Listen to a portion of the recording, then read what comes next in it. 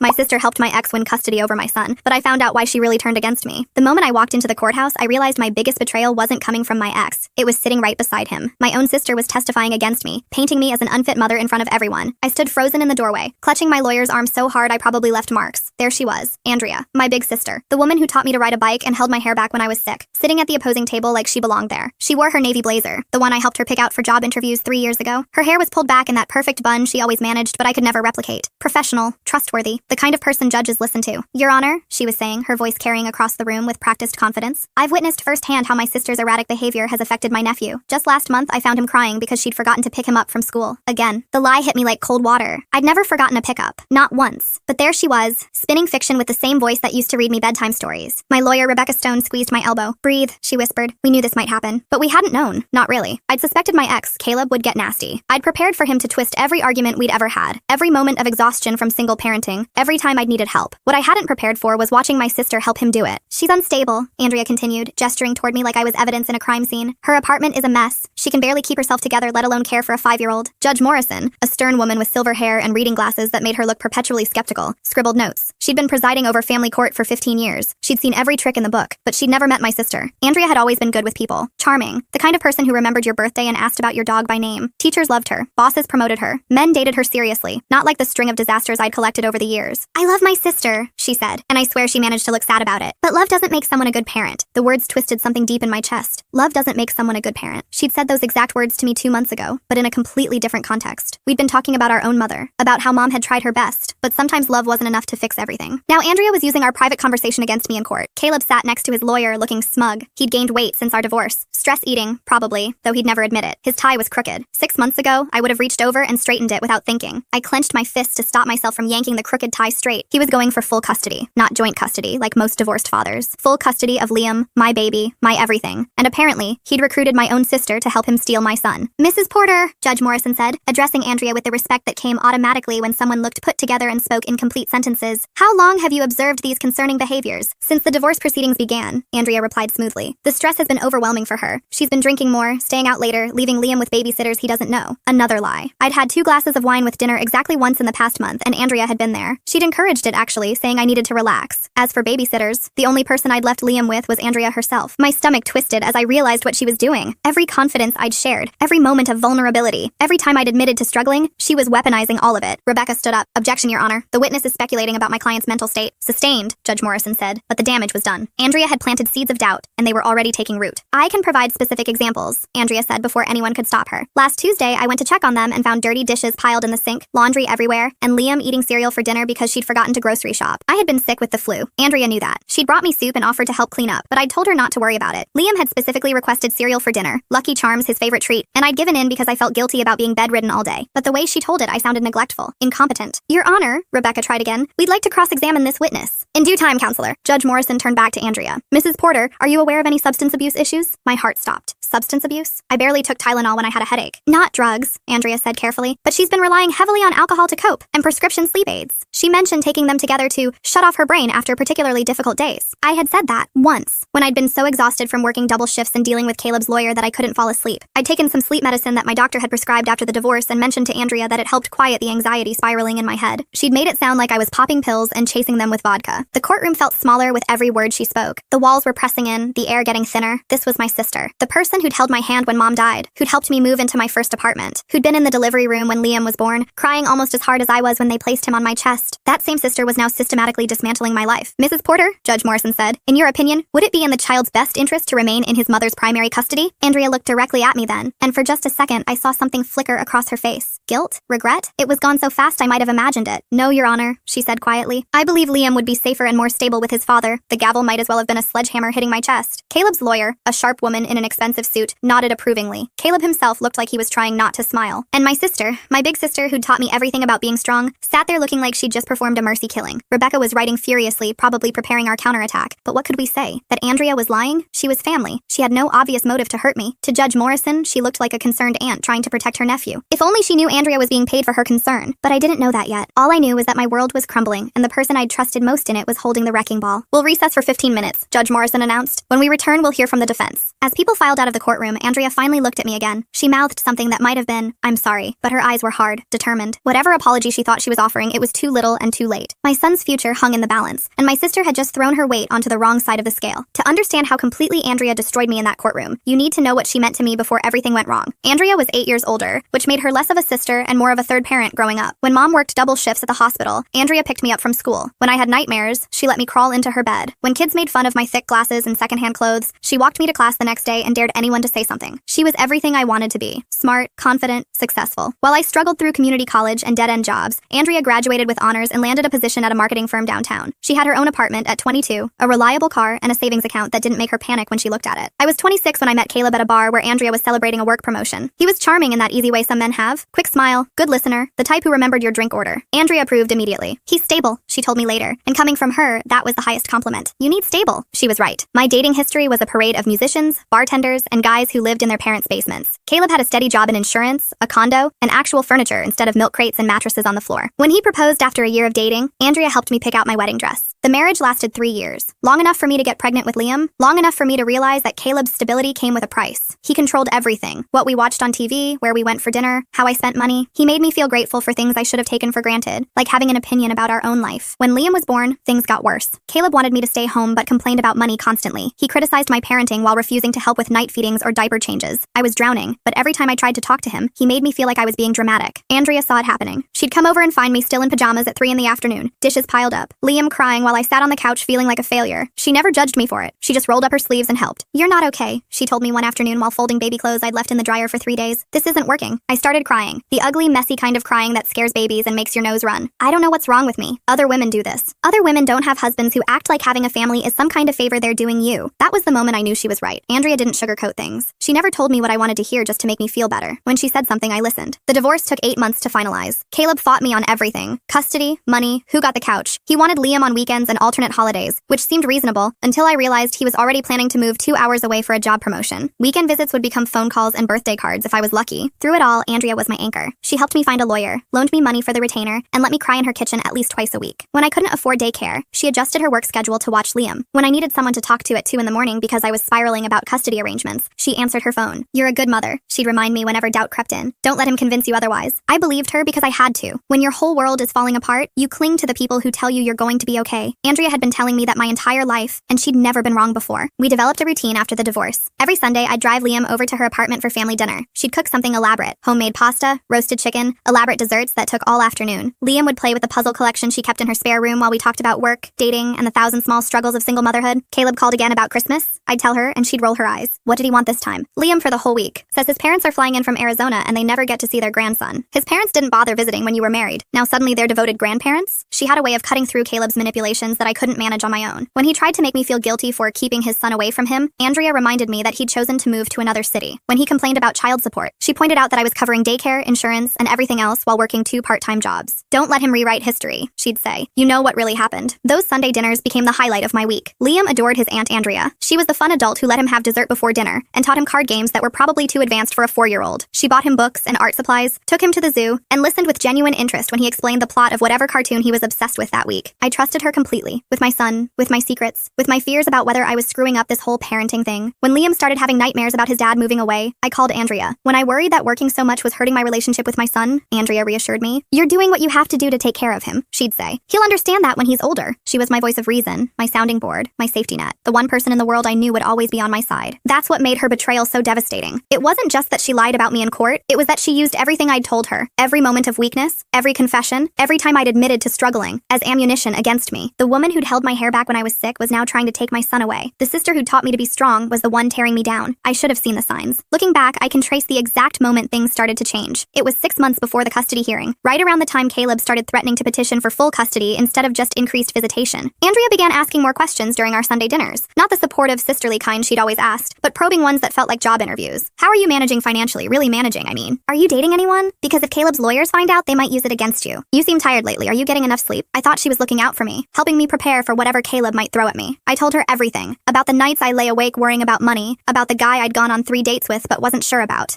the prescription sleep aids my doctor had given me to help with anxiety. She was gathering intelligence, building a case, and I was handing her everything she needed to destroy me. The worst part is that I would have done anything for her. If she'd needed money, I would have found a way to help. If she'd been in trouble, I would have dropped everything everything to be there. She was my sister, my role model, my closest friend. But apparently our relationship wasn't worth more than whatever Caleb was paying her. I just didn't know it yet. The first crack in our relationship appeared during Thanksgiving dinner at our cousin Rachel's house. I should have paid attention to it, but I was too busy trying to keep Liam from spilling cranberry sauce on Rachel's white tablecloth. "You look exhausted," Andrea said, loud enough for the whole table to hear. "Are you getting any sleep at all?" It wasn't the words that bothered me, it was the way she said them. Concerned, but with an edge of judgment that hadn't been there before. Like she was making a point instead of asking a question. "I'm fine," I said, bouncing Liam on my knee. "Just busy with work. 2 jobs will do that to you." She turned to our cousin. "She's working herself to the bone trying to make ends meet. I keep telling her she needs to ask for help more often." The conversation moved on, but something felt off. Andrea had never announced my financial struggles to the family before. She'd always been protective of my privacy, especially around relatives who had their own opinions about my divorce. A week later, she did it again. This time at Liam's kindergarten holiday party, where I was helping serve juice boxes while trying to look like I had everything together. "At least one of us remembered to bring napkins," Andrea said to another parent, gesturing at the pack in her purse. "My sister's been so scattered lately, I've started bringing backup supplies to everything." The other parent laughed politely, but I felt heat rise in my cheeks. I hadn't forgotten napkins. I'd brought paper towels instead, which worked just as well. But Andrea made it sound like I was falling apart. "Andrea," I said quietly, "can I talk to you for a second?" We stepped into the hallway outside Liam's classroom. The walls were covered with construction paper snowflakes and handprint turkeys. It should have felt cheerful, but my stomach was twisting. "What was that about?" I asked. "What was what about?" "The comment about me being scattered, and the thing at Thanksgiving about me not asking for help." She looked genuinely confused. "I'm worried about you. You've been running yourself ragged, and I can see it's taking a toll. Someone needs to say something, but not in front of other people. Not in front of Liam's teachers. I wasn't trying to embarrass you. I just think you need to hear that it's okay to not be perfect all the time." The conversation felt reasonable on the surface, but something underneath it wasn't right. Andrea had never felt the need to point out my flaws in public before. She'd always been the first to defend me when other people criticized my choices. I brushed it off. Single parenting was stressful, and maybe I was being oversensitive. Andrea had been looking out for me my whole life. Why would that change now? But it kept happening. Little comments that seemed supportive but left me feeling exposed and defensive. At the grocery store, she'd mention how I used to be better with money before the divorce. Took such a toll on my decision-making. At family gatherings, she'd joke about my creative housekeeping or wonder aloud if I was eating enough because I looked thin. Each comment was small enough to seem caring, but they added up to a portrait of someone who was struggling, overwhelmed, and barely keeping it together. The worst part was that some of it was true. I was tired. I was stressed about money. My apartment wasn't always pristine because I was working 50 hours a week and raising a 5-year-old alone. But hearing Andrea broadcast my struggles felt like betrayal. "Why are you doing this?" I asked her one Sunday after she'd made a comment about my erratic schedule in front of Liam. "Doing what?" "Making me sound like a disaster every time we're around other people." She set down her coffee cup and looked at me with what seemed like genuine concern. "I'm not making you sound like anything. I'm observing what I see. You never used to observe things out loud. Maybe because I'm finally willing to tell you the truth instead of just enabling you." Enabling me. That was a new phrase in Andrea's vocabulary. I'd never heard her use it before, but suddenly it was showing up in every conversation we had about my life. "I enabled you through your marriage by not speaking up about how unhealthy it was," she continued. "I enabled you after the divorce by swooping in to fix everything instead of letting you figure things out yourself. Maybe it's time for some tough love." Tough love. Another new phrase. It sounded like something she'd read in a self-help book or heard from someone else. It didn't sound like my sister. "Since when do you think I need tough love?" "Since I realized that constantly rescuing you isn't helping either of us." The conversation left me shaken. Not because Andrea was wrong. I had relied on her heavily since the divorce, but because the sister who'd once told me I was stronger than I knew was now suggesting I was weak and dependent. Our Sunday dinners became minefields. Andrea would ask probing questions about my job, my finances, my dating life, then find ways to work my answers into conversations with other people later. She'd take photos of Liam looking tired or upset and post them on social media with captions about how hard single parenting could be. "Look at this little guy after a long day," she'd write under a picture of Liam crying because he'd dropped his ice cream. Sometimes being 5 is just too much. The posts weren't technically lies. Kids do get tired and upset, but the way she framed them made it seem like Liam was constantly miserable, which wasn't true. Most of the time, he was a happy, curious kid who laughed at everything and told elaborate stories about his imaginary friend, Captain Dinosaur. But Andrea never posted photos of those moments. She never shared the videos of Liam singing in the bathtub or the drawings he made of our family that included stick figures of him, me, and his stuffed elephant. She only documented the meltdowns and the rough days. I started dreading our family time together. Every interaction felt like a performance review where I was failing. When Liam spilled juice on his shirt, Andrea would sigh and say something about how kids need consistent routines. When he got cranky because his nap schedule was off, she'd mention how important sleep schedules were for developing children. "Are you keeping a journal or something?" I asked her one day after she'd made particularly detailed observations about Liam's eating habits. "What do you mean? You seem to be documenting every little thing that goes wrong." "I'm paying attention because I care about him. Someone has to. Someone has to." As if I wasn't paying attention to my own child. As if I wasn't the one who knew he only ate sandwiches cut diagonally, that he was afraid of automatic hand dryers in public bathrooms, that he liked to fall asleep listening to the same 3 songs on repeat. But according to Andrea's version of events, I was missing everything important. I was too tired, too stressed, too overwhelmed to properly care for my son. The breaking point came during Liam's 6th birthday party. I'd planned it for weeks, rented a pavilion at the park, ordered a superhero cake, bought enough party favors to supply a small army. 20 kids showed up, and for 3 hours, Liam was the happiest kid on the planet, except for one moment. He'd been running around for hours and suddenly hit a wall of exhaustion. He melted down when another kid grabbed a balloon he'd been saving, and I had to carry him to a quiet spot to calm down. It lasted maybe 5 minutes before he was ready to rejoin the party, but Andrea was there with her phone, documenting the whole meltdown. Later, she posted a photo of Liam mid-sob with the caption, "Even birthday boys have their limits. Sometimes the best gift is knowing when to call it it a day. I confronted her about it that night after all the guests had gone home. Why did you post that picture? It was a real moment. Kids have feelings, and there's nothing wrong with showing that. But it wasn't representative of the party. He was happy for 95% of it. So I should only post the perfect moments? That's not honest. You should post moments that show who he actually is, not just the worst 5 minutes of his day. Maybe if you spent less time worried about appearances and more time addressing the actual problems, these meltdowns wouldn't happen so often. There it was again. The implication that I was missing something crucial, that I was too concerned with looking good to be a good parent. The conversation felt like being slowly poisoned by someone who kept insisting they were helping. I started limiting our visits. Instead of every Sunday, maybe twice a month. Instead of staying for hours, I'd find reasons to leave early. I told myself I needed space to think, to figure out why my relationship with my sister felt so toxic all of a sudden. But pulling back only made things worse. Now Andrea had another narrative to spread. I was isolating myself and keeping Liam away from family. She's gotten so defensive lately. I heard her telling our cousin Rachel over the phone. I'd called to ask if I could borrow a folding table for Liam's school fundraiser, and Rachel had put me on speaker without realizing Andrea was there. Everything's a criticism to her now, Andrea continued. I can't even express concern without her taking it as a personal attack. I hung up before they realized I was listening, but the damage was done. Now Rachel probably thought I was paranoid and hostile, another family member who'd heard Andrea's version of events before mine. The manipulation was so subtle, I almost didn't recognize it as manipulation. Andrea never said anything that was completely false. I was tired. I did struggle financially. Liam did have occasional meltdowns, but she was taking normal challenges of single parenting and reframing them as evidence that I was failing. What made it worse was that I started believing some of it. When you hear the same message from someone you trust, it becomes harder to distinguish between their perception and reality. Maybe I was more scattered than I realized. Maybe I was too defensive. Maybe I really wasn't handling things as well as I thought. The doubt was the cruelest part. Andrea had spent decades building up my confidence, and now she was systematically tearing it down. She made me question everything. My instincts as a mother, my ability to provide for my son, my judgment about what was normal versus concerning. I stopped confiding in her completely, which only gave her more ammunition. Now I was shutting everyone out and refusing help. The woman who'd once been my closest ally was building a case against me, and I was too confused and hurt to understand why. I should have confronted her directly. I should have demanded to know what had changed and why she was treating me like the enemy. Instead, I retreated further, hoping that if I just got my act together enough, she'd go back to being the supportive sister I remembered. But Andrea wasn't trying to help me improve. She was trying to document my failures, and I was giving her plenty of material to work with, because single parenting is hard and no one gets it right all the time. By the time I realized what was really happening, she'd already laid the groundwork for destroying me in court. Every confidence I'd shared, every moment of vulnerability, every normal parenting struggle had been carefully cataloged and weaponized. The sister who taught me to be strong was using my strength against me. She was turning my trust into evidence of my weakness. And the worst part was I still didn't know why. The first clue came from my friend Brooke, who worked downtown and sometimes grabbed lunch at the trendy cafe district near the courthouse. She called me on a Tuesday afternoon while I was folding laundry and watching Liam build elaborate towers with his blocks. This is probably nothing, she said, but I saw Andrea today having coffee with some woman in a really expensive suit. They looked pretty intense. When you say intense, like documents spread all over the table, taking notes, leaning in close, business meeting intense, not catch up with friends intense. My hands stilled on the small t-shirt I was folding. What did the woman look like? Blonde, maybe 45, power suit. She had this whole lawyer vibe going on. The description made my stomach clench. It sounded exactly like Victoria Cross, Caleb's attorney. I'd met her twice during settlement negotiations, and she was the kind of person who made you feel like you were being cross-examined during casual conversation. Did you hear any of what they were talking about? I wasn't trying to eavesdrop, but when I walked past their table,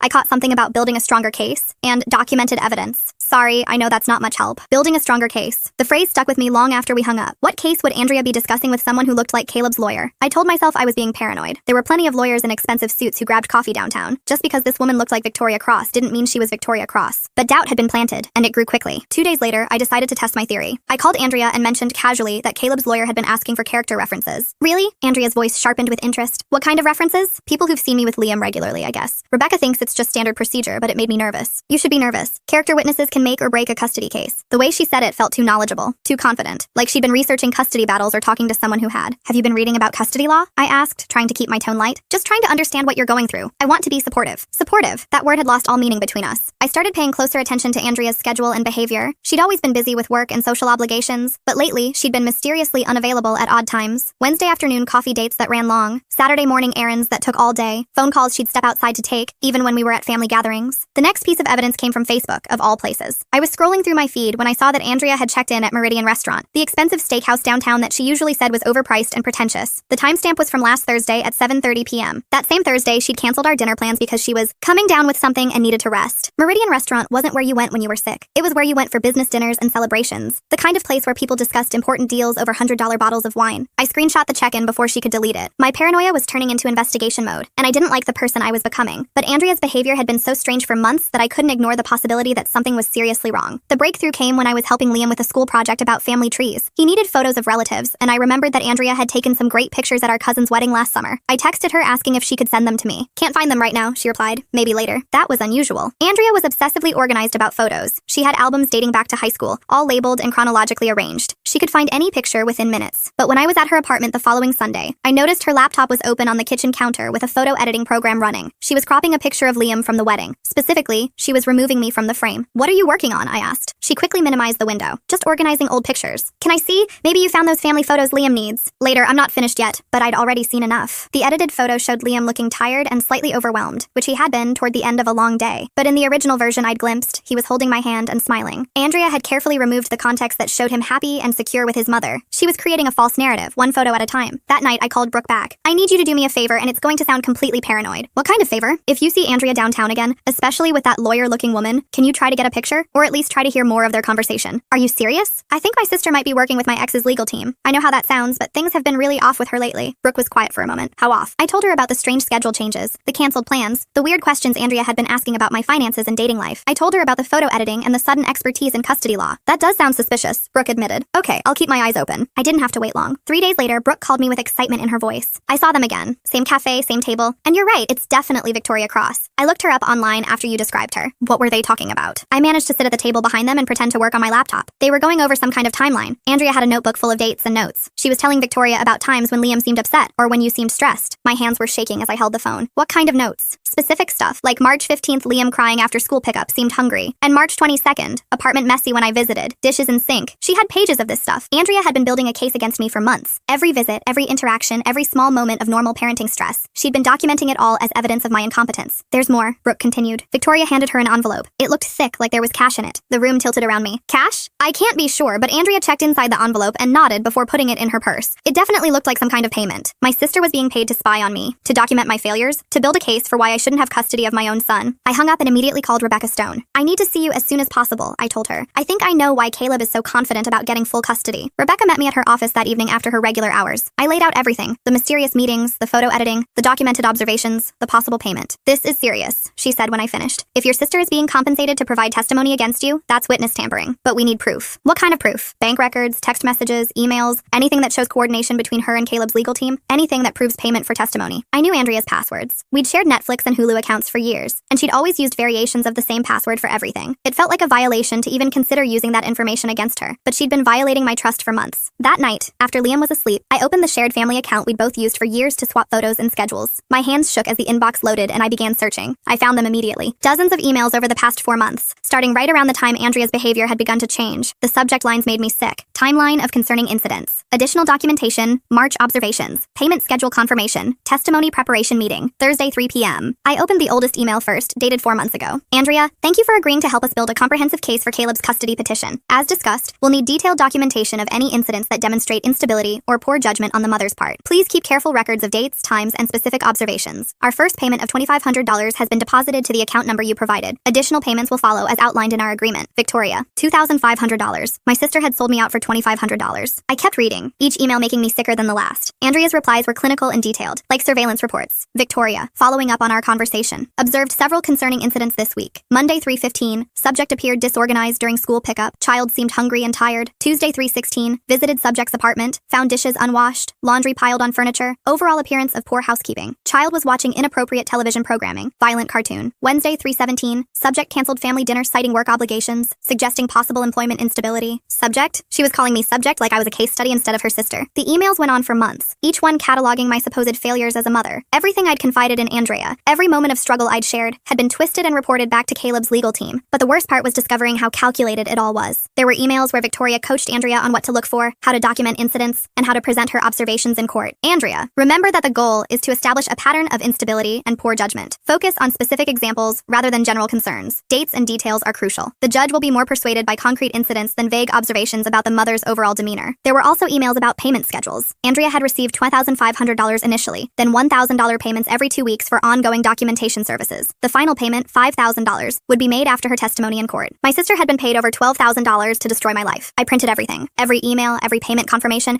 every detailed report about my parenting. By the time I was finished, I had a stack of evidence 2 inches thick. But I wasn't done yet. I needed to check her bank records. Andrea had mentioned her new savings account several times over the past few months, bragging talking about how she was finally getting serious about building her emergency fund. At the time, I'd been proud of her for taking control of her finances. Now I wondered if that emergency fund was where Caleb's money was going. I found her online banking information saved in her browser, and my suspicions were confirmed immediately. There was an account I'd never seen before, a high-yield savings account she'd opened 4 months ago, right when the emails with Victoria had started. The deposit history told the whole story. Just over $10,000 had already landed in the account, with another payment scheduled after her testimony. I screenshot everything before logging out. My hands were shaking so badly I could barely operate the mouse. I had the proof I needed, but I felt sick. This wasn't just about money. Andrea had spent months systematically destroying my reputation, manipulating family relationships, and documenting every small failing to use against me in court. She'd looked me in the eye every Sunday, eaten dinner at my table, played with my son, and then gone home to write reports about what a terrible mother I was. The sister who'd taught me to be strong had spent months plotting to take away the most important thing in my world. And now I had to figure out how to stop her. I didn't sleep that night. By morning, I'd made copies of everything and called Rebecca to schedule an emergency meeting. But first, I had to decide whether to confront Andrea directly or let the evidence speak for itself in court. Rebecca made the decision for me. "We need to file for an immediate injunction," she said, after reviewing the printed emails and bank statements. "This appears to be witness tampering and fraud. But more importantly, we need to get Andrea on record before she realizes you know about the arrangement." "What do you mean?" "We're going to call her as a hostile witness. Today, before Victoria Cross can coach her on how to respond to this evidence." An hour later, we were back in Judge Morrison's courtroom, but this time I wasn't the deer in headlights. This time I had ammunition. Andrea was already there, sitting in the front row looking composed and professional. She'd worn her lucky pearl earrings, the ones our grandmother had given her. The sight of them made me angrier than everything else combined. She was using family heirlooms while destroying our family. Judge Morrison looked surprised to see us back so soon. "Ms. Stone, this is highly irregular. The custody hearing isn't scheduled to resume until next week. Your Honor, we've discovered evidence of witness tampering that directly impacts the credibility of testimony already given in this case. We're requesting an immediate hearing to address these serious allegations." Victoria Cross shot to her feet. "Objection, Your Honor. This appears to be a fishing expedition designed to delay proceedings." "Your Honor," Rebecca continued calmly, "we have documented proof that Mrs. Andrea Porter has been receiving payments from the plaintiff in exchange for testimony against my client. We have bank records, email correspondence, and evidence of coordinated efforts to fabricate a case against the mother." The courtroom went dead silent. Andrea's face had gone completely white, but she was trying to maintain her composure. Caleb, on the other hand, looked like he wanted to sink through the floor. Judge Morrison studied Rebecca for a long moment. "These are serious allegations, counselor. I hope you have substantial evidence to support them." "We do, Your Honor." "Very well. I'm calling Mrs. Andrea Porter to the stand for questioning under oath." I watched Andrea stand up, and for the first time in months, she looked uncertain. Her usual confidence had cracked just enough for doubt to show through. She walked to the witness stand like she was walking to her execution. When she raised her right hand to take the oath, I noticed it was shaking. "Mrs. Porter," Rebecca began, "you testified earlier that your concerns about my client's parenting stem from genuine worry about your nephew's well-being. Is that correct?" "Yes, that's correct." "And you stated that you have no ulterior motive for providing testimony in this case?" "That's right. I'm here because I care about Liam." Rebecca nodded and walked to our table, picking up a thick folder. "Mrs. Porter, are you familiar with Victoria Cross?" Andrea's eyes darted to Caleb's legal team. She's the attorney representing my former brother-in-law. Have you ever met with Ms. Cross outside of this courtroom?" I may have spoken with her briefly." "Mrs. Porter, I'll remind you that you're under oath. Have you met with Victoria Cross to discuss this custody case?" The pause was too long. "Yes, we may have discussed the case." "How many times have you met with her?" "I'm not sure. A few times." Rebecca opened the folder and pulled out a sheet of paper. "According to email records we've obtained, you've met with Ms. Cross approximately 12 times over the past 4 months. Does that sound accurate?" Andrea's lawyer, she'd apparently hired her own counsel after we'd requested this hearing, stood up. "Objection, Your Honor. Where did this alleged evidence come from?" Judge Morrison looked at Rebecca expectantly. "Your Honor, these are emails from Mrs. Porter's personal account, which she shared access to with my client for family communication purposes. My client discovered this correspondence while looking for family photos for her son's school project. It wasn't exactly the truth, but it wasn't exactly a lie either. Andrea had given me her passwords years ago, and technically I had been looking for photos when I first suspected something was wrong." "I'll allow it," Judge Morrison said. "Mrs. Porter, please answer the question." "I may have met with her more often than I initially remembered." Rebecca pulled out another document. "Mrs. Porter, have you received any compensation for your testimony in this case?" "No." "Mrs. Porter, I'm showing you bank records for a savings account opened in your name 4 months ago. Can you explain these deposits totaling over $10,000, all labeled as legal services and documentation fees?" The silence stretched so long I thought Andrea might have stopped breathing. "Mrs. Porter?" Judge Morrison prompted.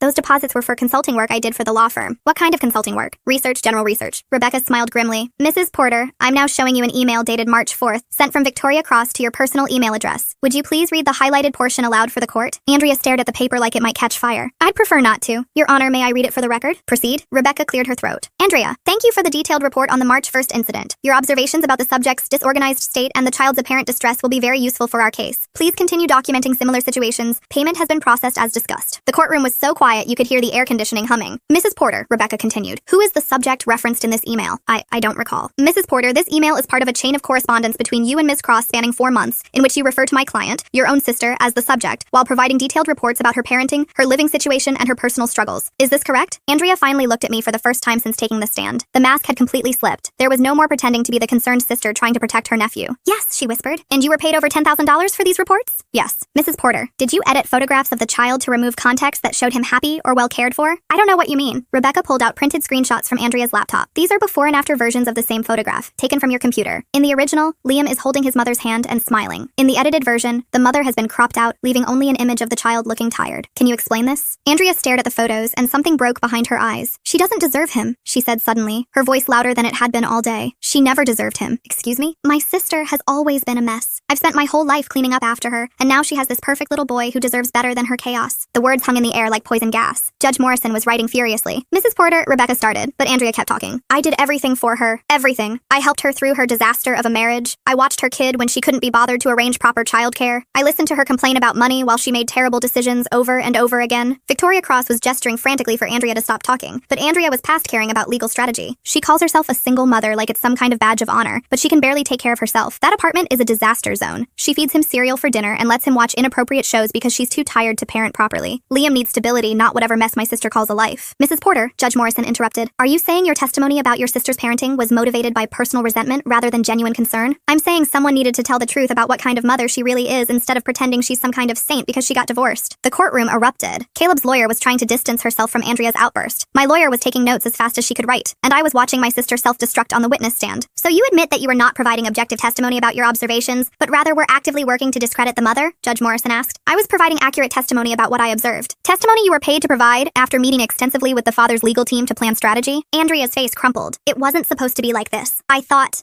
if Caleb had custody, Liam would have a more stable life. I thought I was helping him. By taking money to spy on your sister and edit photographs to make her look like an unfit mother? I needed the money, she said quietly, and I thought it was the right thing to do for Liam. Judge Morrison set down her pen and looked at Andrea with the kind of expression usually reserved for people who kicked puppies. Mrs. Porter, what you've described is not concern for a child's welfare. It's witness tampering, fraud, and a profound betrayal of family trust. Your testimony is stricken, and I'm referring this matter to the district attorney to review for potential criminal charges. Andrea finally looked at me again, and for a moment, I saw the sister I used to know, the one who looked scared and lost and sorry for what she'd done, but it was too late for sorry. Furthermore, Judge Morrison continued, given the extensive evidence of coordination between the father's legal team and a witness who is being financially compensated for testimony, I'm awarding full custody of the minor child to the mother, effective immediately. The gavel came down like thunder. Caleb's face was the color of old snow. Victoria Cross was packing her briefcase like the building was on fire, and Andrea was sitting in the witness box, crying for the first time since our mother's funeral. I should have felt victorious. I'd won. Liam was mine, and no one could take him away from me now. Instead, I felt empty, because winning meant my sister had lost everything, her reputation, her integrity, and any chance of being part of our family again. The woman who'd taught me to be strong had destroyed herself trying to prove I was weak. And the worst part was, she'd been wrong about everything. The news traveled fast through our family. By the time I got home from court, my phone was buzzing with calls and messages from relatives who'd heard bits and pieces of what happened. Some were shocked. Others admitted they'd suspected something was wrong with Andrea's behavior lately but hadn't wanted to say anything. Our cousin Rachel was the first to call. I owe you an apology, she said without preamble. I should have questioned what Andrea was telling me instead of just believing it. What did she tell you? That you were struggling more than you wanted to admit. That you'd gotten defensive when she tried to help. She made it sound like you were having some kind of breakdown and couldn't see it. I'd wondered how many of these conversations had happened behind my back. How many family members had been walking on eggshells around me because Andrea had convinced them I was fragile and unstable. She was building a narrative, I told Rachel, making everyone think I couldn't handle being a single mother so that when she testified against me, it would seem believable. It worked, Rachel admitted. I was worried about you, but I thought pushing too hard would make things worse. I should have trusted my instincts and talked to you directly. That conversation repeated itself over the next few days with different relatives. Andrea had been so thorough in her manipulation that she'd convinced half the family I was falling apart. Now they were all backtracking, apologizing for believing her version of events. The hardest call came from our father. I don't understand, he said, and he sounded older than I'd ever heard him. Why would she do this to you? To Liam? I think she convinced herself she was helping him, I said. She thought I wasn't good enough to be his mother, and somehow that justified everything else. But the money, the money makes it harder to excuse. Dad was quiet for a long time. I never want to see her again, he finally said. What she did to you, what she put Liam through, I'm done with her. The finality in his voice surprised me. Dad had always been the peacekeeper in our family, the one who smoothed over conflicts and encouraged forgiveness. But this was beyond anything that could be smoothed over. Andrea tried to contact me exactly once. She sent a long email 3 days after the court hearing, and I almost deleted it without reading it. But curiosity won out. It was a masterpiece of self-justification. She was sorry things had gotten out of hand, but maintained that her concerns about my parenting were legitimate. She claimed the money had been incidental. Victoria Cross had offered to pay her for her time, and she'd accepted because she needed the financial help. She said she hoped someday I'd understand that everything she'd done came from a place of love for Liam. Love, the word made me sick. I didn't respond to the email. What was there to say? That love doesn't involve taking money to spy on someone? That love doesn't include editing photos to make a child look miserable? That love doesn't mean systematically destroying someone's reputation and trying to take away their child? Andrea had redefined love to justify her actions, but her definition was unrecognizable to me. The legal consequences came quickly. The district attorney's office was very interested in the witness tampering case, especially given how thoroughly documented everything was. Victoria Cross was facing her own ethics investigation for coordinating paid testimony. Caleb, meanwhile, had disappeared. His lawyers withdrew from the case, and he'd apparently moved back in with his parents in Arizona. The last I heard, he was trying to get a job selling insurance in Phoenix Phoenix and pretending none of this had ever happened. But the most important consequence was the simplest one. I got to keep my son. The custody order was ironclad. Liam would live with me full-time, with standard visitation rights for his father if and when Caleb decided to exercise them. Given that he'd fled the state and shown no interest in actually spending time with Liam, I wasn't holding my breath. Explaining everything to a 6-year-old was harder than I'd expected. Why doesn't Aunt Andrea come to Sunday dinner anymore? Liam asked one evening while we were making pancakes for dinner, something Andrea would definitely have judged, but which made him incredibly happy. Aunt Andrea made some bad choices, I told him. She said things that weren't true about our family and now she can't visit us anymore. Was she lying? Yes, she was lying. Why would she lie about us? It was a good question, and I didn't have a good answer. Sometimes adults make really bad decisions, even when they think they're doing the right thing. Aunt Andrea thought she knew what was best for you, but she was wrong. Liam considered this while flipping his pancake. I like living with you, he said finally. I like living with you too, buddy, and I don't want to live with Daddy. You don't have to. You're staying right here with me. That seemed to satisfy him, and we moved on to discussing whether chocolate chips belonged in pancakes. His position, absolutely. Or should be saved for dessert. My position, maybe sometimes. The simplicity of his acceptance helped put everything in perspective. Liam had never doubted that he belonged with me. He'd never seen me as the unstable, inadequate mother Andrea had tried to portray in court. To him, I was just mom, the person who made his breakfast, helped with homework, read bedtime stories, and loved him unconditionally. Andrea's elaborate conspiracy had been based on a fundamental lie, that I wasn't good enough for my own child. But the only person whose opinion really mattered had never believed that lie for a second. 6 months later, I can honestly say my life is better without Andrea in it. I'd thought losing my sister would leave a permanent hole in my world, but instead it felt like finally being able to breathe freely. I stopped second-guessing every parenting decision, wondering if someone was keeping score of my mistakes. I stopped apologizing for my apartment not being perfect, or for giving Liam cereal for dinner when we'd had a long day. I started trusting my own instincts about what my son needed, instead of filtering everything through someone else's judgment. Our Sunday family dinners moved to Dad's house, and they're lighter now, less tense. We don't have to watch our words or worry about casual comments being twisted into evidence against us later. Liam plays with the same puzzles Andrea used to keep for him, but now he can enjoy them without someone documenting his every reaction for ulterior motives. The hardest part is explaining to people what happened. When someone asks about my sister, I have to decide whether to give the short version, we're not close anymore, or the long version, everything I've just told you. Most people can't quite wrap their heads around the idea that someone would spy on their own family for money. It seems too cruel, too calculated. But I've learned that people are capable of darker things than we want to believe, especially when they convince themselves their motivations are pure. Andrea genuinely believed she was saving Liam from an inadequate mother. The money just made it easier to justify what she was already inclined to do. I've also learned to trust my instincts about people's behavior, even when it means acknowledging uncomfortable truths about someone I love. The signs were there for months, the subtle digs, the public criticism, the mysterious schedule changes. I ignored them because I couldn't imagine my own sister betraying me so completely. Now I know better. Trust is earned every day, not guaranteed by shared DNA. Liam is thriving. He's doing well in school, he's made new friends, and he's started taking piano lessons because he heard me humming while cooking dinner one night and decided he wanted to make music too. He rarely asks about his father or his aunt anymore. His world is full enough with the people who choose to be in it consistently and honestly. As for me, I'm stronger than I was before this whole nightmare started, not because I survived my sister's betrayal, but because I learned I could trust myself to protect what matters most. I didn't fall apart when everyone told me I was falling apart. I didn't lose my son to someone who claimed to know better than I did what he needed. I kept fighting for the truth, even when the truth was uglier than I wanted it to be. And in the end, the truth set both of us free. Sometimes I wonder if Andrea realizes what she lost. Not just the money she'll have to pay back, or the criminal charges she's facing, or the family relationships she destroyed, but the genuine love and trust of the people who had supported her unconditionally for her entire life. She traded all of that for $12,000 and the temporary satisfaction of being right about something she was completely wrong about. It wasn't worth it, not even close. But I'm grateful it happened because now Liam and I know exactly who we can count on. Each other and the people who stand by us without expecting payment or keeping score. That's a pretty solid foundation for whatever comes next. Thanks for watching. Don't forget to subscribe, like, and drop your favorite part in the comments. See you in the next one.